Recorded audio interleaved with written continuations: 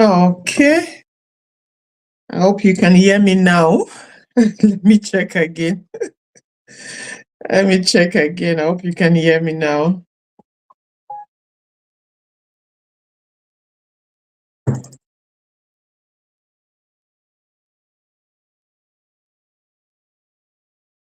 Okay. Okay, again. Okay. I mean, so I think you can hear me now. Ah, sometimes technology.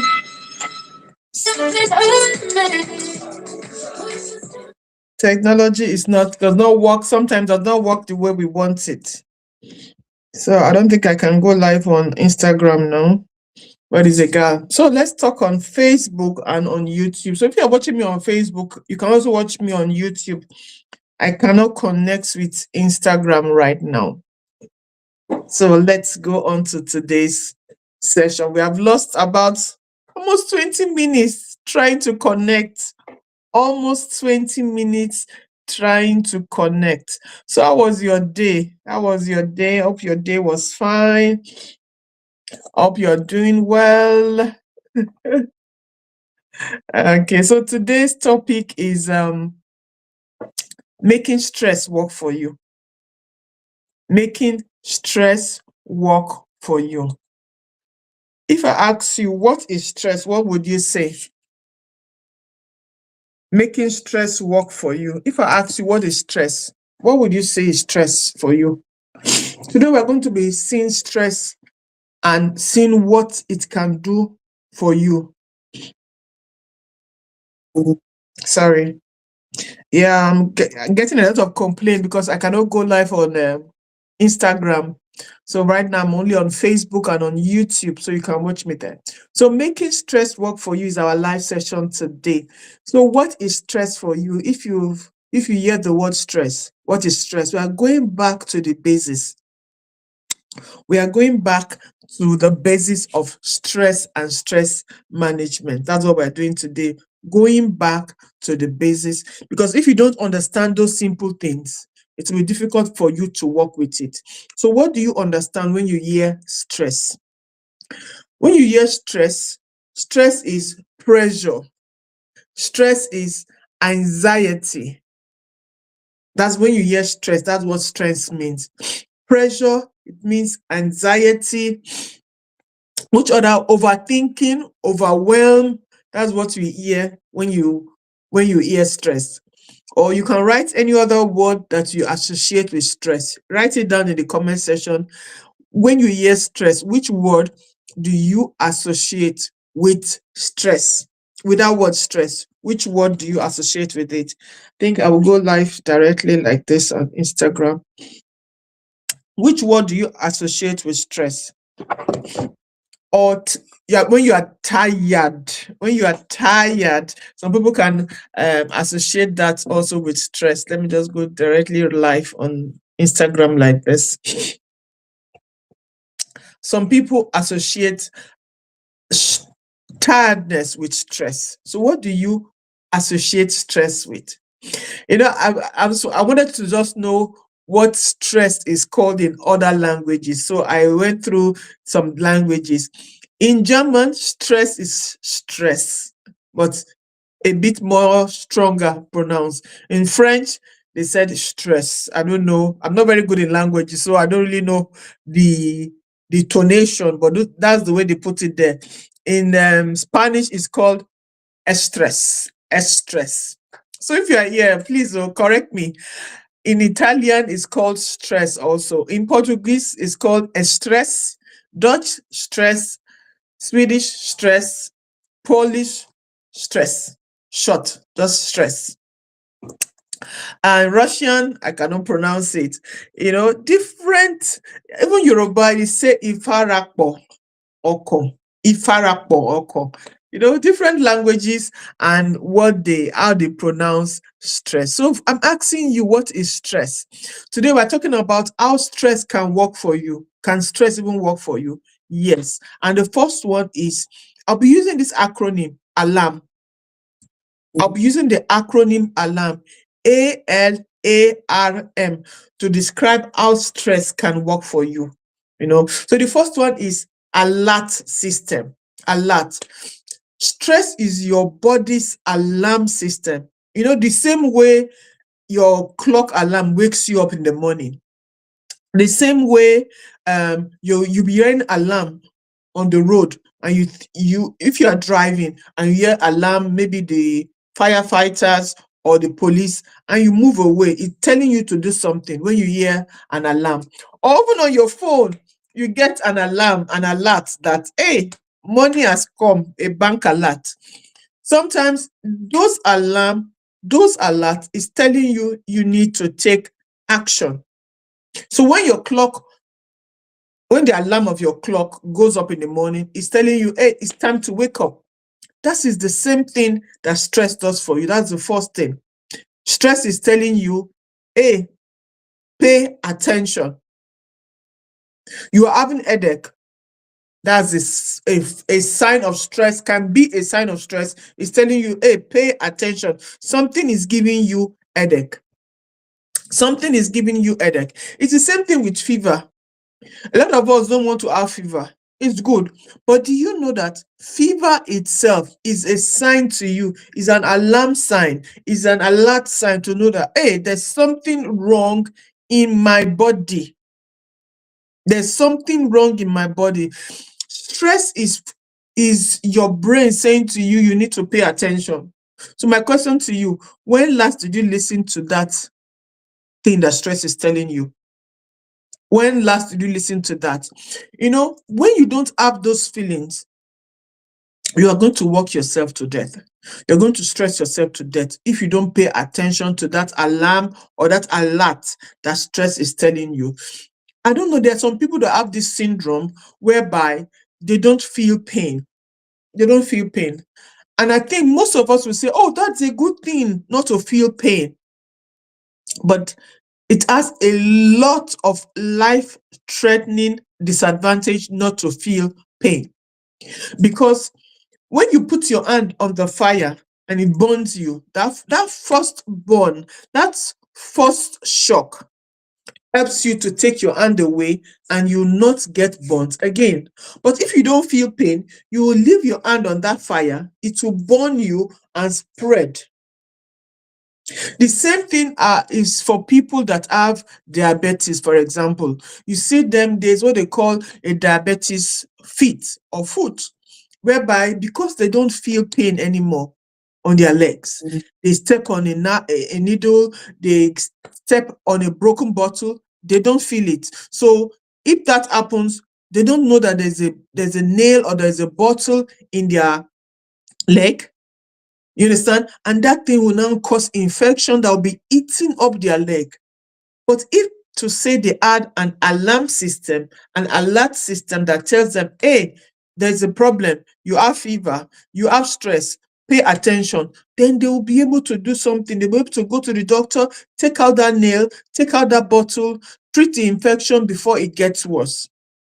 So when stress is telling you, when your body is telling you are tired, when your shoulder is paining you, when you're having that tummy ache all the time, stress is talking to you, you need to start paying attention. So that's the first way you can make stress work for you.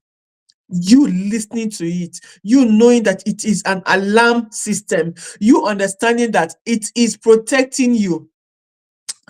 There's a study that shows that 70 to 80% of adults are experiencing stress every week. So I ask you, are you part of that 70 to 80% of adults or young people that are experiencing stress this week? 70 to 80 people. So I have a journal, and in this my journal, there's a place whereby you're going to write your stress level. Your stress level. I have it here. It's called my mood scale. And in that your mood scale, you write from 1 to 10 your stress level, the way you are feeling. And if you keep writing it day 1, day 2 to day 7, you'll be able to go back and see exactly how stressed you were. So that's the first thing I'm talking about. The A, Stress is an alert system. So the next time you get feeling irritable, the next time you are feeling you're not sleeping well, the next time you're having very bad headache, do something. Pay attention. Your body is telling you something. Stress is talking to you. Okay? So the next one is your L. A-L, level of stress. And I'll spend some time here trying to educate us that there are different kinds of stress. Of course, there is what they call the acute and the chronic stress. You understand? But the one I want to talk about is the good stress and the bad stress. I've talked about this about 2 years ago when I just started stress management. So you have the good stress and you have the bad stress. So that means not all stress is bad. Listening to me, not all stress is bad. You say, coach, how is it possible? It is possible. It is possible. You have the good stress, and we call it eustress. Eustress,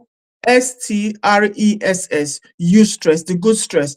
And what does this good stress do to you? This good stress, one, it motivates you, it helps you keep to deadlines, it helps you to grow, it helps you in the time of competition. For example, you're an athlete and there's a competition. This is the kind of stress you need. And I'll give us different examples of this kind of stress. And this good stress, one, it is short-lived. Short-lived. It's not for a very long time. It is short-lived, this kind of good stress. Secondly, this kind of stress motivates you to do more. It does not drain you, does not stop you, it motivates you. And this kind of good stress helps you to grow to your next level. For example, when you're having an exam, you are under stress, but is that exam that will help you to get to your next level? Is that exam that will help you to get into secondary school?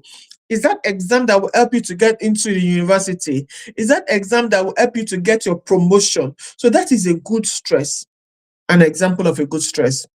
Starting a new job and you're feeling nervous, that is good stress. You are about to go and speak on a platform and you're nervous and your heart is beating faster, because those are signs of stress, which we'll talk about another time. But that is a good stress. It helps you to check your notes, helps you to check yourself, helps you to breathe, to know that, okay, am I prepared for what I'm going for? That is a good stress.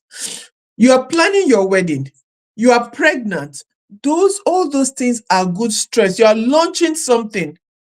All those things, they are good stress. And good stress has a clear end. Most of the time, good stress comes with expectations. It leads to growth and it does not destroy your health. So I want you to look at your life right now. Which good stress are you experiencing? Are you experiencing any good stress around you? So that is why sometimes, even when I write on my mode scale, some days I will have maybe 6 to 8 level of stress. But most of the time, sometimes there might just be good stress. It might just be, I'm preparing to go live. I'm preparing to launch something. Those are good stress. Even though they are high, they are good because they have a end. They are short-lived. They are acute. They are not chronic, like the bad stress. So I want you to think about your life right now. Which stress are you going through? Which good stress are you experiencing right now? Did you just start a new job? Are you planning for a party? Are you pregnant? Those are good stress. Or are you having an exam? Those are very good stress. Then let us come back to the cocoa, to the main problem, the bad stress, the distress. This kind of stress, they stay for a longer period. You don't even know when it's going to end. You wake up every morning with this stress. It is overwhelming. It is draining. It feels heavy. It's constantly there. It's uncomfortable. It's uncontrollable. That means you cannot do anything about it. That is bad stress. That is distress. So examples of these are when you have conflict, serious conflict in your relationship. That is bad stress. when you have chronic financial pressure, that is bad stress. When you are working long hours without recovery, I understand long hours, because thank you, Coco Slay, for joining in on Instagram. Because working does not kill any man. Working does not kill. But the thing is that when you work, always have a period to recover, a recovery period, because working makes you exhausted. Either you're on the table working, either you're on the farm working, either you're on the street working, anywhere you are working, whether it's brain work, whether it's physical work, it can be exhausting. So what you need to put recovery period, rest, break, sleep, rest, break, sleep. So you can work as much as you want to work, but have recovery um, sessions or phases in your work. Constant fear for whatever can be constant fear of losing a partner, constant fear of losing your children, constant fear of losing your job, or losing your health, or losing your house, your home. Those are bad kind of stress. Living in a home, or in a working at a place whereby there is constant pressure, that is bad stress. Comparing yourself always to somebody else, those are bad stress. And those kind of bad stress, it's as if they don't end. You feel as if they don't end. It affects your mood, it affects your sleep, it causes you to be irritable. I keep saying, anytime I have some kind of pain, inside of me, I start feeling so irritable, as if I'm getting very aggressive.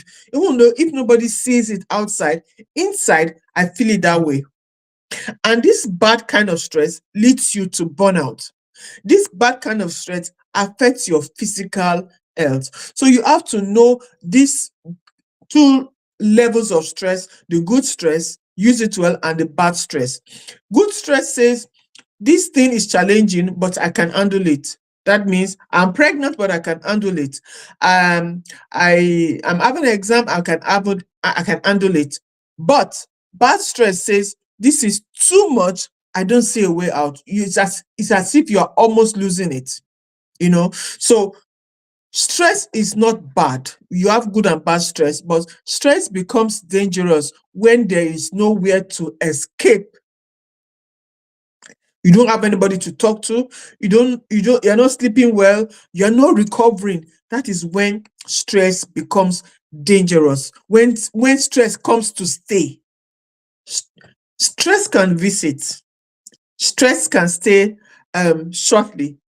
But when stress brings all its relations and come to stay, it leads to burnout. And burnout, you don't want to talk about how burnout can end people's life. So that is the second one: levels of stress. We've talked about stress being your alert system, is warning you that something is wrong. Secondly, you have two different levels of stress. We talked about the good one, a bad one. If you have the good one, you're doing well. If you have the bad one, you need to take action, and that's the alert.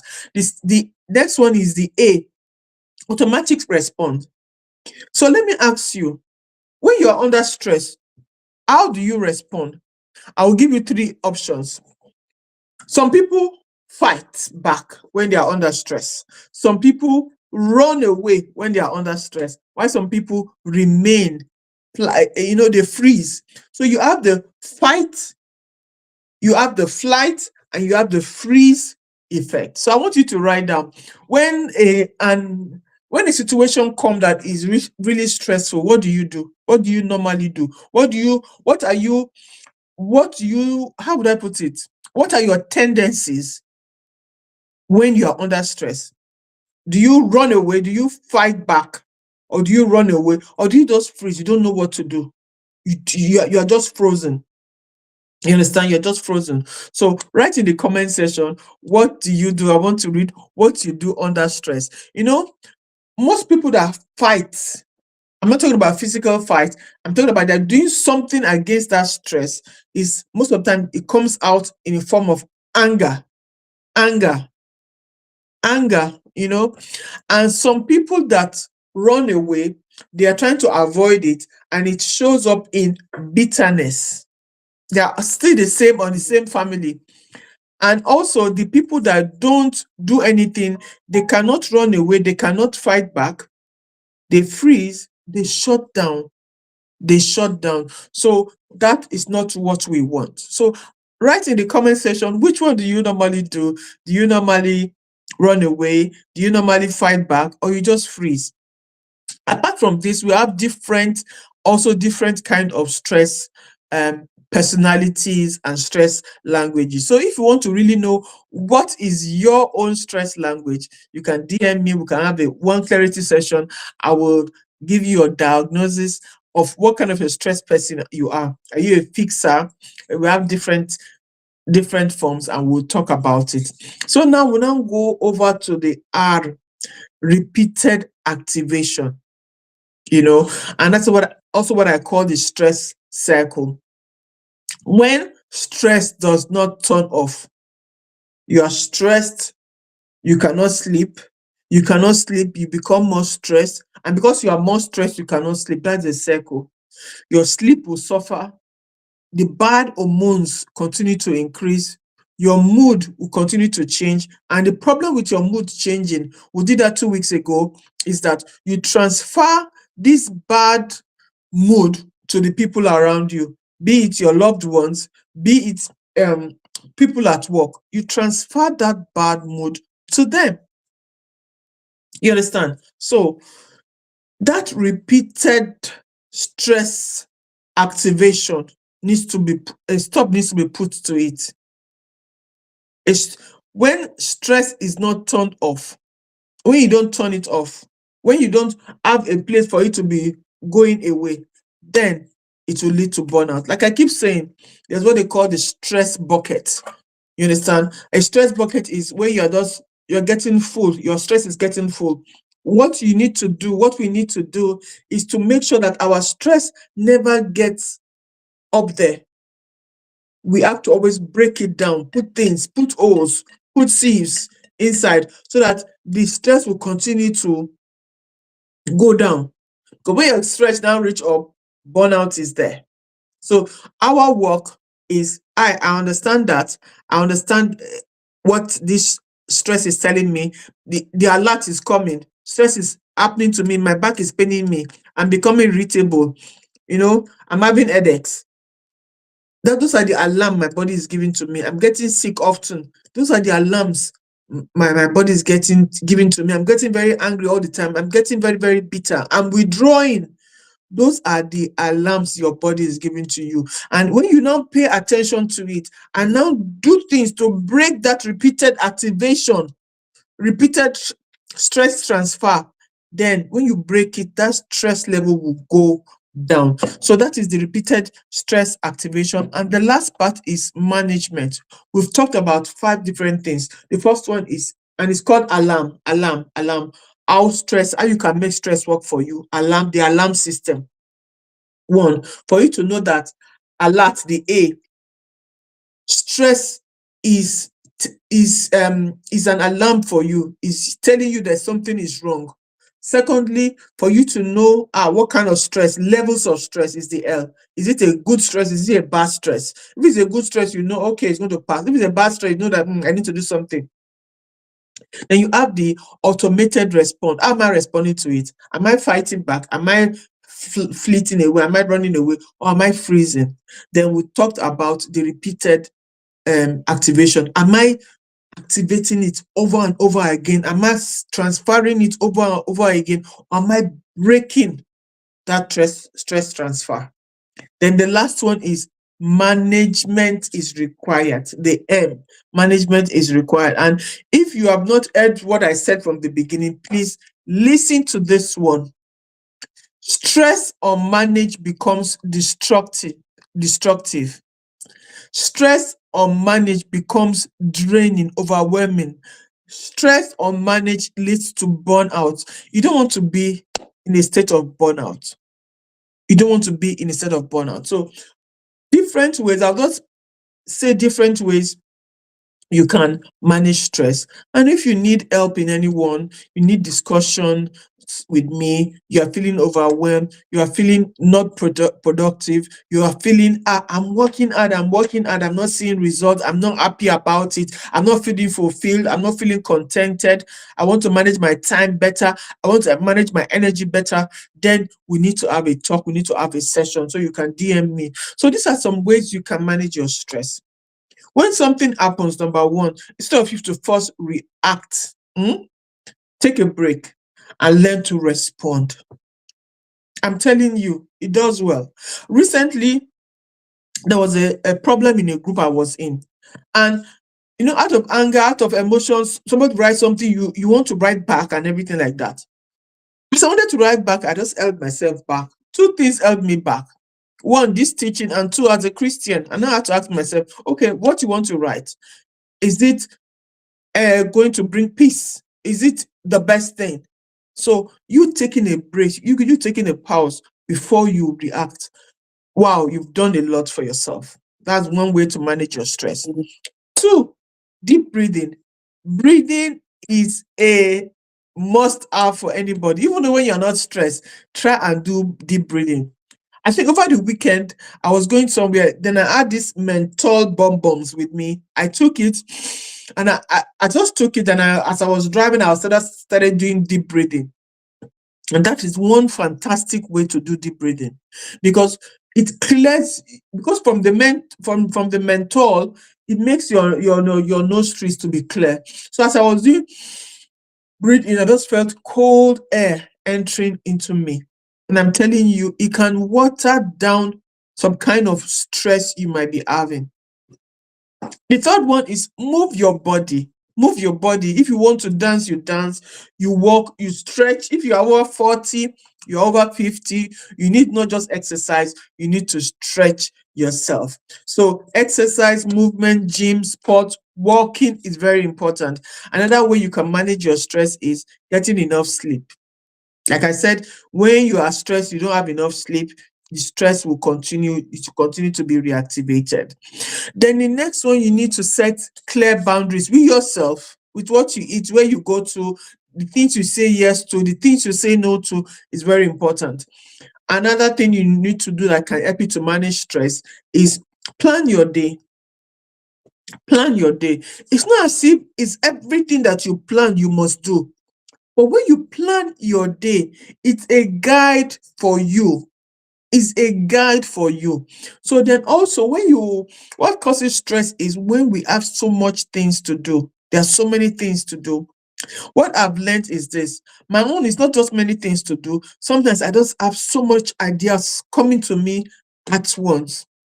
I've learned to just write them down, take them and put them in the waiting box, and continue to focus on that one task that I want to achieve. Because when you now start doing so many things, you are overwhelmed and your stress will increase. Then another thing you can do that is very important is that identify what you can control. When stress comes, when situations comes that are challenging, identify the things you can control and take actions. And the things you cannot control, release them. And if you're a Christian, release them to God. Another thing you can do, ask for help. Ask people to help you. Talk to somebody. I'm a stress management coach. You can talk to me. So you can talk to me. You can pray. You can pray when there is nobody. You can meditate. Meditation is a lovely tool to reduce your stress. Then another thing, there are so many things you can do. I cannot start listing them. The thing is that journal is also there. The thing is that what one person needs is always different from what the other person needs. Some people, they need to move their body. That's what they need at that time. While some people, they just need deep breathing. Some people just need to drink more water. Some people just need to talk. I have clients that just come to me and they want to offload all those things that are in their heart. They just want to talk, they want to talk, they want to talk. Why some, it's me that I'll be talking. It's me that I'll be talking because they just tell you what their problem is and they need someone to hold them accountable or to guide them. So you have to know yourself. So if you are going away from this live session, I want you to know that stress might not be your enemy. And stress, if you understand yourself and you understand the stress, you'll be able to find a way out. Listen, it's not everything that we can control. We cannot make 1 hour to join our 24 hours in a day. We can't. But what can we do? We can manage that 24 hours better. So, like I said before, if you are here and you are struggling with your sleep, you're struggling with your eating, you're struggling with accountability, you're struggling with productivity, you are just feeling overwhelmed, you are having anger issues, you're feeling lonely, all these things, they can come from stress. You can have a talk with me. And before I go, I want to tell you on the thing I'm focusing on now is this my book and my program is for women that is starting on the 1st of September. On Sunday, we are starting it. And even in the group, we started to introduce ourselves. We started to say the things our strengths, our weaknesses, and what we want to achieve. We started this in the group already. So if you want to really be part of us, it's called Becoming Her with Coach Ify, using this book, the Double Woman Theory book, as a guideline. So you get a copy of this book. The mentorship program is a 90 days mentorship program, is a paid program. So when you buy your book, you DM me and we'll talk about payment and you join the group. And in the next 90 days, with other women, like-minded women, you will grow to that person that you want to become. We'll also be having invited guests to talk to us on different topics. So I will leave that for today. Next week, like I said, I'm going back to the basis of stress management. So today I talked about making stress work for you. So I will encourage you to go back and watch this video. Go back and watch this video, the good kind of stress, everything. I don't want to repeat myself, but just go back and watch it. Next week, we're talking about your body and stress.